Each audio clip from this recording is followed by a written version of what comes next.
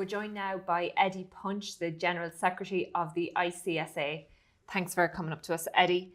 Eddie, at a time where there's so much uncertainty around the beef sector, particularly Brexit waiting in the wings, some factories have decided to pull down the price of cattle.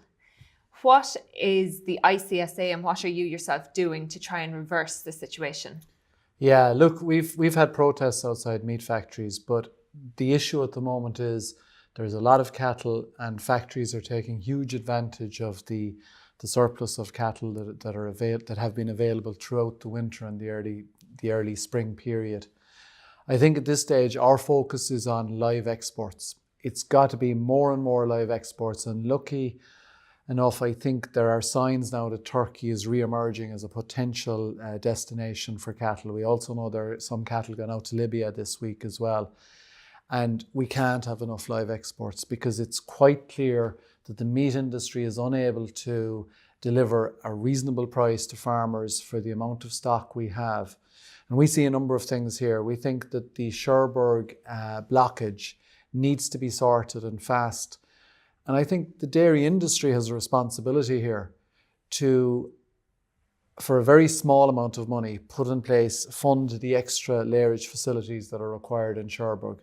We need to get as many of the dairy calves out of this country as possible, even the dairy beef cross calves, because these calves are not returning a viable price to farmers who are putting them through calf to beef systems here. And worse still is the fact that all of these extra dairy calves are dragging down the price of beef for everybody.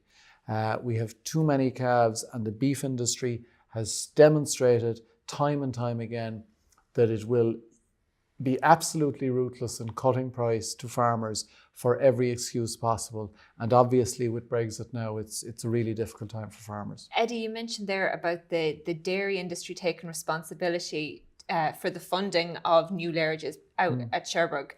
Yeah, how could that work? How would that possibly work? Simple. What about live exporters? Should they also feed into that? Well, you see, the fact is we've had massive focus on dairy expansion. And look, that's a fine thing for people who are involved in dairying. But it is unrealistic and unfair that the costs of dairy expansion are being visited on the beef farming sector. So all of these extra calves are contributing to the glut of cattle.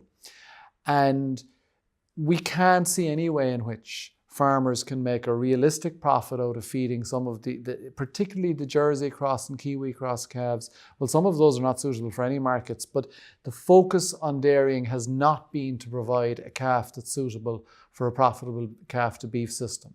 So in our view, the government, ideally should fund the Cherbourg lairage, but they're not going to do it, it seems, because there are issues about spending money in another member state.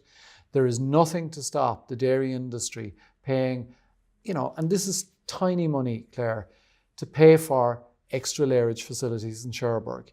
They've got to accept that they're making a lot of profit out of all these extra cows that are being milked, but the extra calves are undermining the profitability of beef farming system. Eddie, we're almost out of time, but we had the Minister on the show last week and we discussed the possibility of a review of the beef grid.